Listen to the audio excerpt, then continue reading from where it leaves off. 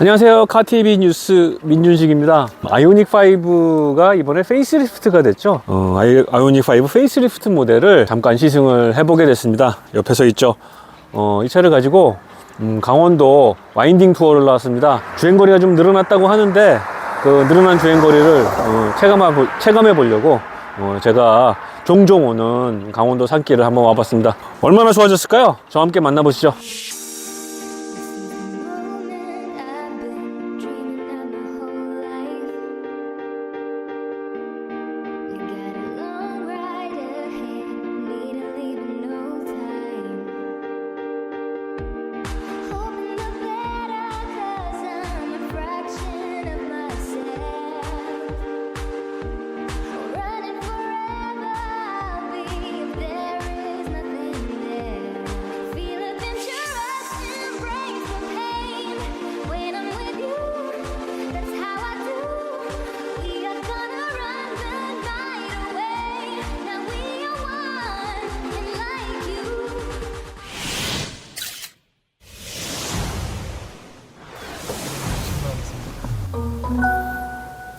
네, 실내에 들어왔습니다.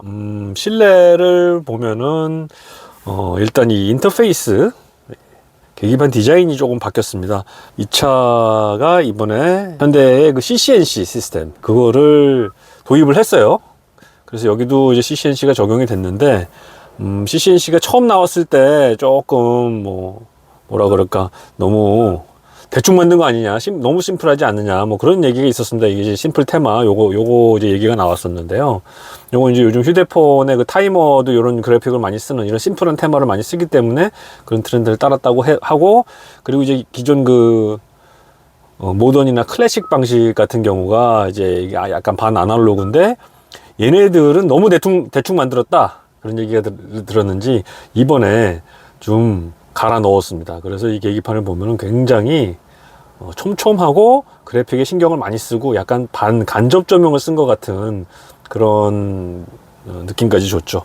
그 외에 인포테인먼트와 차 시스템 컨트롤을 이렇게 물리적인 진짜 스위치를 놔뒀다는 거, 다이얼도 있고요. 볼륨 조절 다이얼도 되고, 그리고 이제 공조장치는 아래쪽에 이제 터치 방식으로 좀 심플하게 해놨고, 그리고 예전에 좀 불편했었던 예를 들어 통풍 시트 같은 거 이런 스위치를 이렇게 따로 빼놨습니다. 그래서 통풍 아니면 열선 이거를 바로 눌러서 할 수 있도록, 그리고 이제 주로 이 콘솔에 많이 있었던 이 파킹 어시스트 그리고 카메라 켜는 거 이런 거를 또 이렇게 놔뒀고요. 앞에 휴대폰 충전을 바로 할 수 있도록 이렇게 심플하게 놔뒀고, 제 아침 간식과 커피를 넣을 수 있는 이 컵 홀더가 또 이렇게 두 개가 마련이 돼 있고, 이제 도어 포켓에 이렇게 또 큰 병을 넣을 수 있는 홀더가 있고 등등등. 파킹 브레이크와 오토 홀드가 이쪽 왼쪽에 가 있다는 거, 이게 조금 다른 차랑 좀 다른 점이고요. 네, 이렇게 좀 많이 바뀌었습니다. 넓고 쾌적한 공간, 이거는 뭐 여전하고요. 지금 시승차는 풀옵션이기 때문에 비전 루프라고 하죠. 이렇게 글라스 루프 이게 장착이 돼 있고, 뭐 이렇게 팬시하게 무슨 스위처블 글라스 그런 게 아니고 그냥 현대는 이렇게 올드 패션드 차양을 따로 설치를 해서 너무 뜨거우면 막도록 그렇게 한 부분이 또 차이가 되겠습니다. 제가 약 150km를 국도와 고속도로를 합쳐서 달려왔습니다. 춘천까지 왔고요. 여기서부터 이제 와인딩 코스를 지나갈 건데, 시작할 때 100% 99% 충전으로 499km 갈 수 있다 그랬는데 지금 150km 달려오고 349km 달렸다고 되어 있습니다. 그러니까 계기판이 거짓말을 안 하는 거죠. 근데 이제부터는 이제 스포츠 주행을 좀 할 거기 때문에 아마 주행 가는 거리는 굉장히 줄어들 것으로 보입니다. 출발하겠습니다. 아이오닉 5가 이번에 페이스리프트를 하면서 라이드 앤 핸들링, 그러니까 승차감, 핸들링, 그리고 이제 소음 방지 이런 쪽에서 조금 더 업그레이드를 했다, 이런 얘기를 했어요. 그러면서 이제 얘기를 했던 게 이제 신형 댐퍼죠. 주파수 감응형 댐퍼라는 것을 좀 적용을 했다고 합니다. 네, 지금 과속 방지턱 하나는 없는데 보시면은 이렇게 과속 방지턱을 지금 아주 깔끔하게 이쁘게 잘 넘어갔잖아요. 부드러운 승차감으로. 이런 승차감을 사실 만들려면은 댐퍼 감쇄력이, 쇼크 옵서버의 감쇄력이 강해야 됩니다. 그래서 스프링이 막 띠용띠용띠용 하는 거를 좀 댐퍼가 좀 막아줘야 되고, 댐퍼가 그런 걸 줄여주는 역할을 하거든요. 그래서 차가 아래 위로 움직이려고 하는 그 움직임을 좀 늦춰주는 것이죠. 근데 이제 이렇게 하면은 무슨 단점이 있냐면은, 자잘하고 울퉁불퉁한 이런 진동이 계속 연속될 때 있잖아요. 그럴 때 너무 댐퍼가 이걸 잡고 있으면은 차가 자꾸 터터터터터 하면서 이거 충격이 올라와요. 그래서 승차감이 나빠집니다. 그런데 이렇게 주파수가 아주 많은, 그러니까 아래 위로 진동이 많은 그런 충격을 감지했을 때 이 주파수 감응형 댐퍼가 그거를 감지해서 좀 풀어줍니다. 그럼 어떻게 돼요? 풀어주면 바퀴가 아래 위로 좀 잘 움직이면서 충격을 흡수해주니까 승차감이 좋아지는 거죠. 그 부분이 좀 느껴졌어요. 그래서 이 차가 이렇게 뭐 땜빵을 해놨다든지 그런 자잘한 요철이 있는 곳을 지나갈 때의 승차감이 많이 개선이 됐습니다. 그리고 여전히 조용하죠.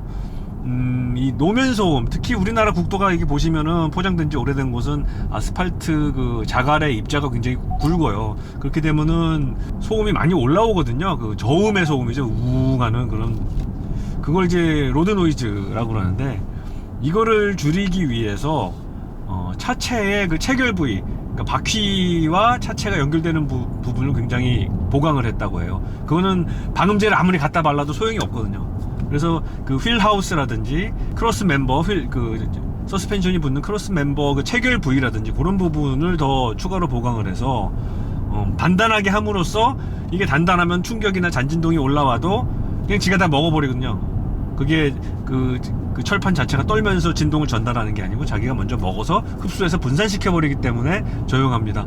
그래서 꽝꽝 하는 그런 날카로운 충격, 맨홀 뚜껑을 밟을 때도 아주 안정적이고, 또 이렇게 자잘한 아스팔트에서 올라오는 그 진동에 의한 노면 소음도 잘 억제해주는 아주 잘 세팅된 지금 차체, 하체를 느낄 수가 있습니다. 지금도요. 그래서 여기가 참 소음이 많이 나는 곳인데, 이런 데를 지나갈 때도 느낌이 참 좋다는 거. 지금 제가 가는 구간, 네, 너무 좋아요. 가는 구간이 배후령입니다.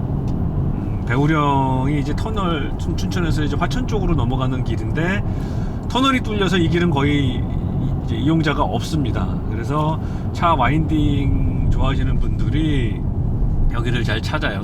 사람도 많이 없고 그렇기 때문에. 그래서 여기를 먼저 첫 번째 와인딩 코스, 산을 넘는 코스로 지금 잡았습니다. 저 앞에 보시면은 여기 시작 구간이거든요. 여기서 이제 첫 코너에서 급 브레이크를 밟아서 이렇게 지금 타이어 자국이 남아 있죠. 여기가 이제 얼마나 환자들이 많이 오는가를 아실 수가 있습니다. 저는 그 정도로 세게는 안 몰 거지만은요, 그래도 어느 정도 한번 달려보겠습니다.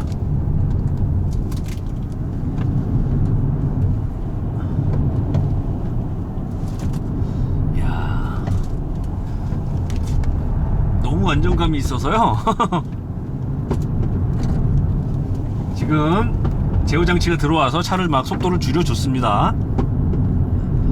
안전하게 올 수 있도록 차가 많이 도움을 주고요. 여기 코스가 굉장히 험한 난 코스거든요, 사실. 그래서 처음 오시는 분들은 좀 주의를 하셔야 합니다. 네, 오르막을 지나서 이제 다운힐, 내리막을 가고 있습니다.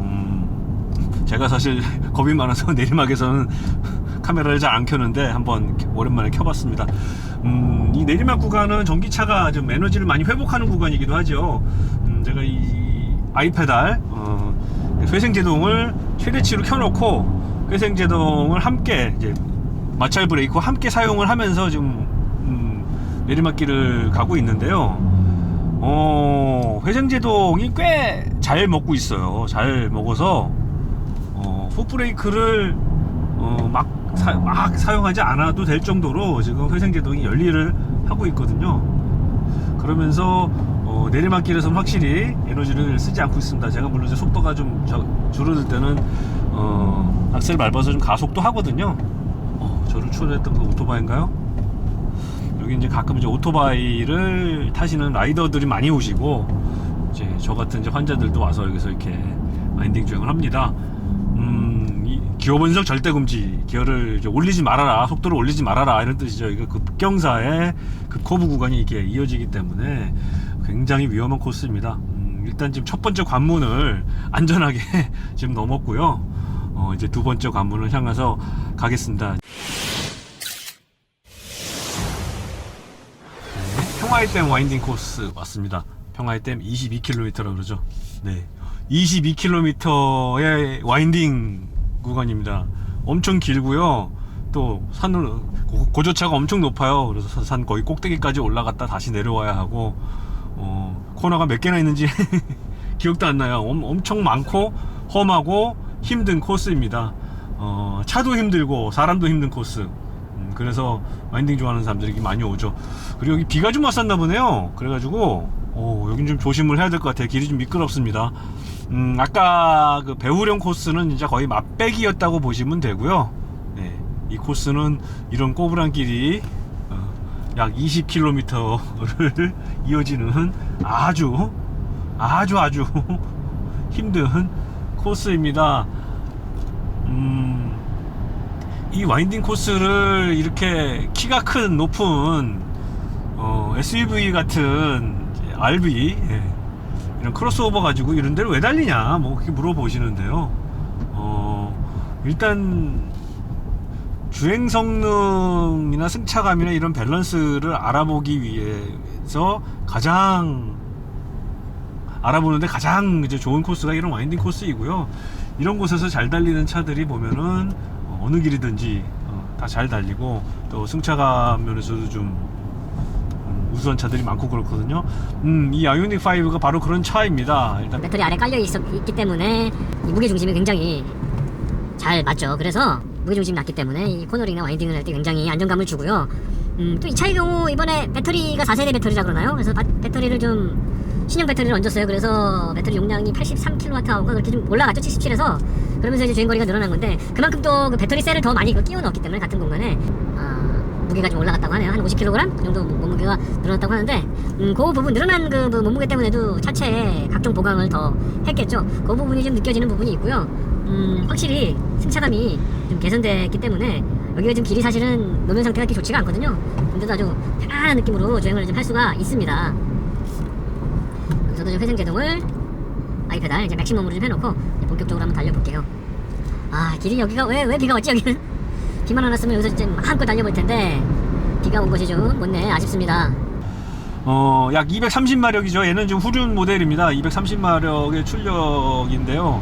토크가 또 좋고 전기 모터니까 확실히 쭉쭉 밀어주는 거는 아쉬운 점이 없습니다. 그리고 전 모델에 비해서 이 악셀을 밟고 뛸 때의 그 트랜지션이라 그러죠. 이게 좀 훨씬 더 부드러워졌어요. 고급차 같아요. 전에는 약간 좀 갑자기 푹 들어가는 느낌, 브레이크 뗄 때도 갑자기 푹 들어가는 좀 속도를 줄이는 느낌, 그런 게 좀 강했는데 이번 모델은 그게 많이 사라진 점, 이런 점이 또 특징이 되겠습니다. 네, 평화의 댐 정상 터널입니다. 해산형 터널이라고 하나요, 이거를? 네, 꼭대기까지는 엄청나게 해발 800m까지 막 올라왔다가 이제 쭉 뻗은 터널로 가니까 좀 느낌이 또 새롭네요. 진짜 꼬부랑 험한 길을 빡시게 운전을 하면서 왔는데 귀도 멍하고요. 이제 내리막 코스에서는 제가 조금 어택을 좀 해볼까 합니다. 그래서 드라이브 모드를 그동안 계속 에코 모드였거든요.